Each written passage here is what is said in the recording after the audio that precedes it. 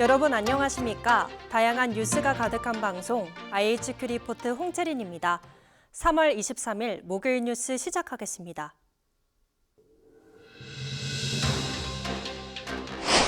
국회 정치개혁특별위원회가 국회의원 정수 300명을 유지하는 선거제 개편안 3개를 의결했습니다. 앞서 350명으로 의석을 확대하는 안이 논의됐지만 여론 비판에 없었던 일이 됐습니다. 월 400만 원 수준의 건강보험료를 내는 직장 가입자가 3천 명이 넘는 것으로 나타났습니다.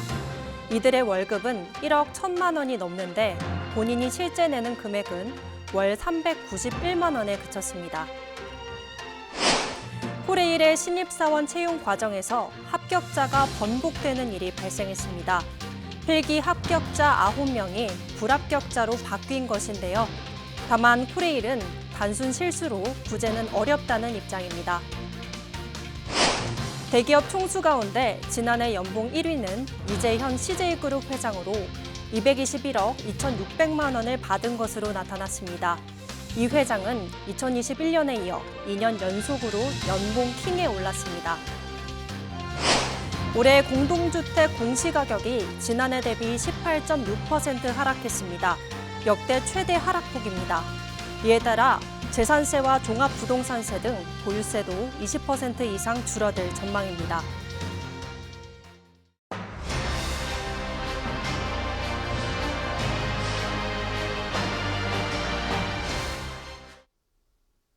선거제도 개편과 관련해 국회의원 수를 늘리는 방안이 여론의 강한 비판에 막혀 없었던 일이 됐습니다.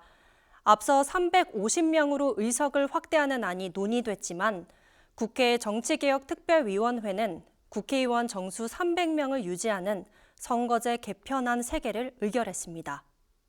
이날 의결된 안은 도농복합 중대선거구제, 권역별 병립형 비례대표제, 개방 명부식 대선거구제, 전국 병립형 비례대표제, 소선거구제, 권역별 준연동형 비례대표제 등 3개입니다. 모든 안은 의원 정수를 300명으로 고정하기로 했습니다. 여야는 국회의원 전원으로 구성되는 전원위원회를 구성해 오는 27일부터 2주 동안 선거법 개정안을 집중적으로 심의할 예정입니다. 간사는 정개특위 간사인 이양수 국민의힘 의원과 전재수 더불어민주당 의원이 그대로 맡기로 했습니다. 다만 전원위에서 3가지 개편안 중 하나가 채택될지는 미지수입니다. 의원마다 이해관계가 제각각이기 때문에 제시된 개편안 외에도 다양한 선거제도가 논의될 전망입니다.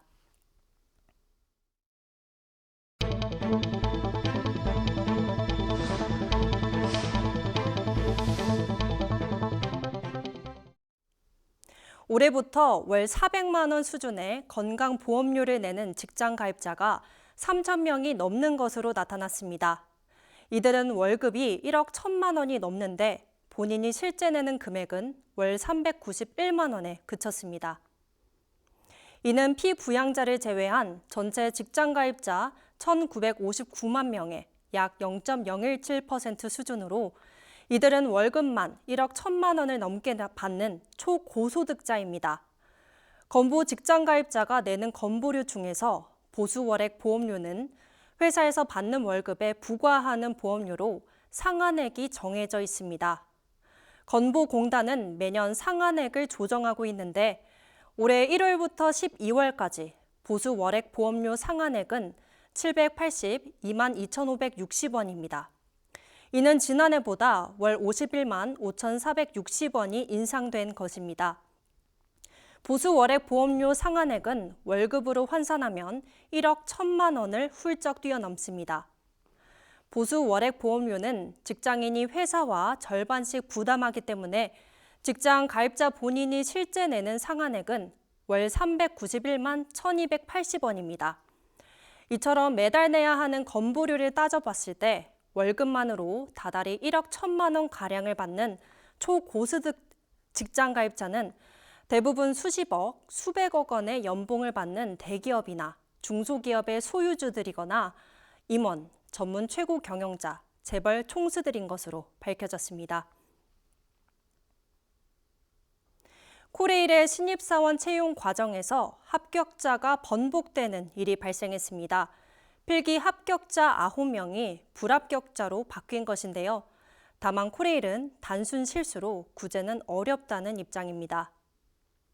코레일은 올해 상반기 채용형 인턴을 선발하기 위한 필기시험 결과를 발표하는 과정에서 15분 만에 오류가 발견됐습니다. 일반 공채 체험형 인턴 가점, 보훈 제한 경쟁 분야의 보훈 가점 등 가산점을 적용하는 과정에서 일부 지원자에 대한 누락이 발생한 것인데요. 이 과정에서 7대 1이 넘는 경쟁률을 뚫고 합격한 것으로 발표됐던 보훈 전형 응시자 4명 등 모두 9명이 불합격자로 바뀌었습니다. 이에 대해 코레일 측은 응시자들에게 유선으로 사과했는데요. 다만 채용 전 과정을 외부 업체에 맡기고 있는데 행정상 오류가 발생했고 단순 실수이기 때문에 탈락자들에 대한 구제는 어렵다고 밝혔습니다.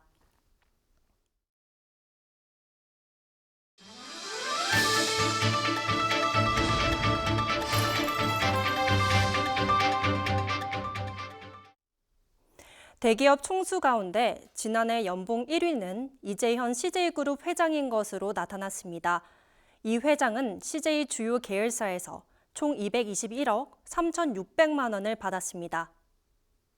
이는 2021년 218억 6,100만 원에 비해 1.26% 증가한 액수입니다.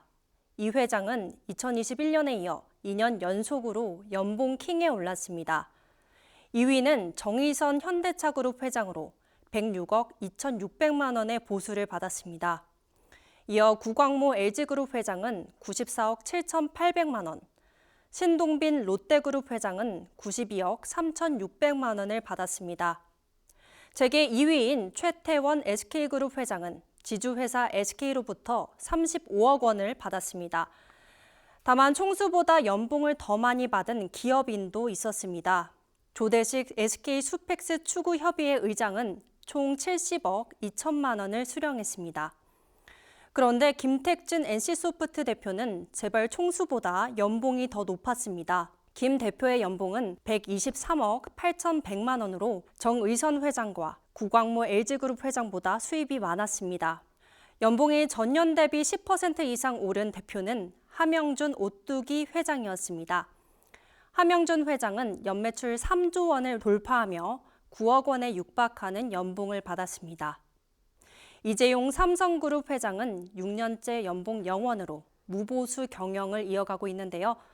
다만 이 회장의 당의 배당 총액은 2,577억 원에 달했습니다. 이부진 호텔신라 사장은 1,177억 원으로 배당 금액 2위를 차지했습니다. 공동주택 공시가격이 지난해 대비 18.6% 하락했습니다. 역대 최대 하락폭입니다. 이에 따라 재산세와 종합부동산세 등 보유세 부담은 20% 이상 줄어들게 됩니다. 국토교통부는 22일 올해 공동주택 공시가격을 발표했습니다. 지역별로는 세종 30.68%, 인천 24.04%, 경기 22.25% 등 순으로 하락폭이 컸습니다. 서울 공시가는 평균 17.30% 하락했습니다. 이로써 주택 소유자들의 보유세 부담도 크게 줄어들 전망인데요. 공시가 8억 원 주택의 경우 보유세가 2020년 대비 29.5%, 작년 대비 38.5% 감소한다고 밝혔습니다. 공시가격 하락으로 재산세 특례세율 적용 대상인 9억 원 이하 공동주택도 1년 전보다 65만 가구가 증가할 것으로 보입니다. 또한 건강보험료와 국가장학금, 근로자녀장려금 등 수혜 가구도 늘어나는데요. 올해 적용되는 공정시장 가액 비율은 이번에 공개된 공시가격을 토대로 재산세는 4월, 종부세는 상반기에 발표될 예정입니다.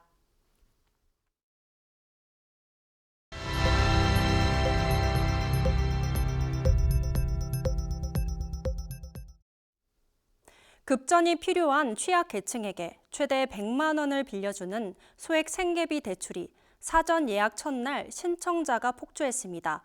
홈페이지에 접속 지연이 일어나기도 했는데요. 소액 생계비 대출은 불법 사금융에 노출되기 쉬운 사람들이 최대 100만 원을 최저 연 9.4%의 금리로 대출받을 수 있습니다. 연체자나 무소득자도 일정 조건만 갖춘다면 긴급 생계비를 대출받을 수 있는 건데요.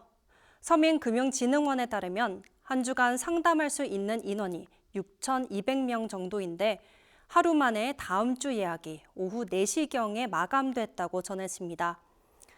생계비 대출에 대한 관심이 예상보다 높아 금융위는 예약 방식까지 변경했는데요. 기존 일주일치 사전 예약에서 4주치 사전 예약으로 방식을 바꾸기로 했습니다. 한국 맥도날드 이용자 487만 명의 개인 정보가 유출돼 정부가 한국 맥도날드에 7억 원 상당의 과징금과 과태료를 부과하기로 했습니다. 한국 맥도날드는 고객이 음식점이나 배달 서비스를 이용할 때 입력한 개인 정보가 담긴 백업 파일을 제대로 관리하지 않은 것으로 나타났습니다. 개인정보위에 따르면 개인정보가 유출된 한국 맥도날드 고객의 수는 487만 6,106명입니다.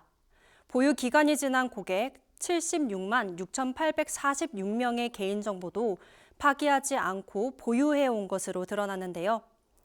또한 개인정보가 해킹으로 인해 유출됐다는 점을 인지하고도 고객에게 제대로 통지하지 않았습니다. 이에 정부는 한국 맥도날드에게 과징금 6억 9천만 원과 과태료 1,020만 원을 부과하기로 했습니다. 애플페이가 서비스 첫날인 21일 등록수 100만 건을 넘기며 화려하게 데뷔했습니다. 이는 역대 최대 기록이라고 하는데요. 100만 기기 등록 등 현대카드가 흥행 대기록을 쓰자 카드 업계는 긴장감이 돌고 있습니다. 카드 업계에서는 시장 점유율 경쟁이 치열한데 애써 지켜온 점유율까지 뺏길 수 있다는 우려입니다. 특히 카드는 한 번 사용하면 쭉 사용할 수 있기 때문인데요. 이에 삼성과 네이버가 반격에 나섰습니다. 삼성전자는 삼성페이와 네이버페이를 연동한 온 오프라인 결제 서비스를 23일 출시한다고 밝혔습니다. 온 오프라인 사용처를 고루 확보한 애플페이를 견제하고 간편 결제 시장을 조기에 장악하기 위한 것으로 보입니다. 내일은 전국이 대체로 흐리겠습니다. 기온은 오늘보다 4도에서 5도 낮아지겠습니다. 오전 기온은 춘천 2도, 서울과 청주 5도, 제주 12도로 예상됩니다. 제주에는 비 소식도 있습니다. 오늘 준비된 뉴스는 여기까지입니다.